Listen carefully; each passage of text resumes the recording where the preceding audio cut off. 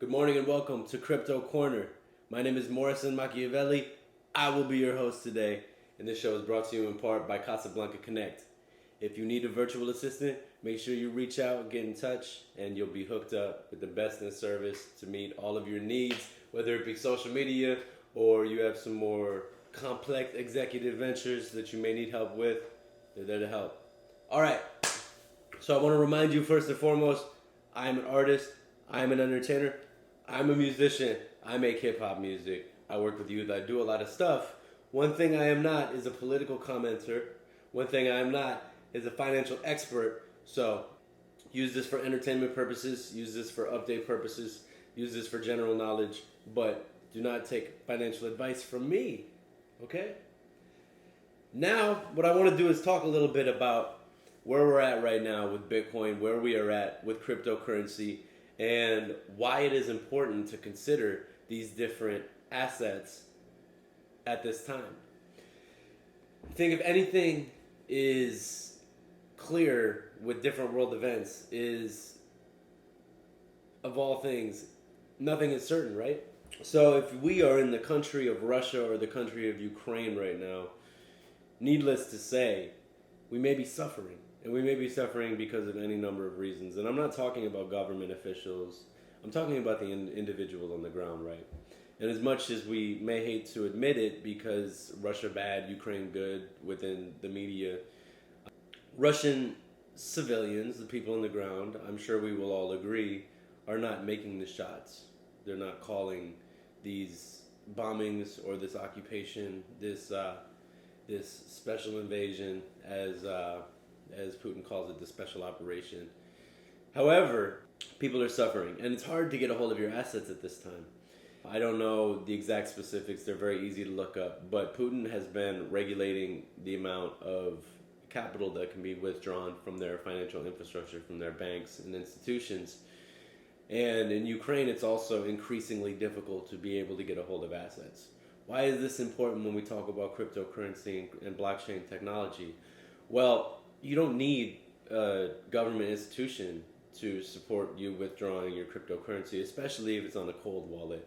And the difference between cold wallets and hot wallets, for those who may not know, is cold storage is not attached to the internet. You don't need to be logged in or online to access your funds.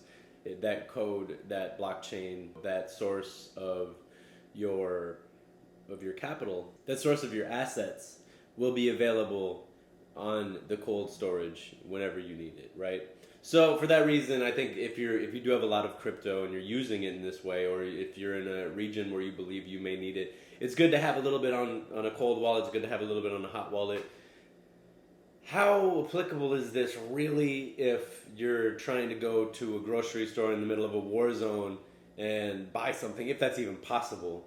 Well, we know that you can't just pull out your cold storage at this time and use it. However, if you have $10,000, $50,000, $100,000, and all of that money is in a bank or different investments, it may be good to diversify and put some of that money into cryptocurrency, into crypto technology.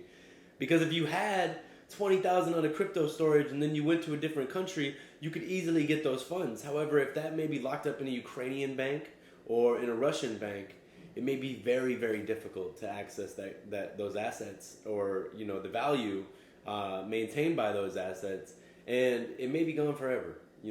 Ukraine has been regarded as having a very, very corrupt government, very, very corrupt banking system, and Russia. We all know about Russia, right? It doesn't take much to know that you're looking at what the West would regard as a more highly unstable system. When we're looking at Russia and the way that the West is able to cut off many resources of Russia and really threaten their economic stability. So the reason why I wanted to say all this is because I'm not trying to sell, I'm not trying to shill anybody on any crypto or any coins, assets, anything like that.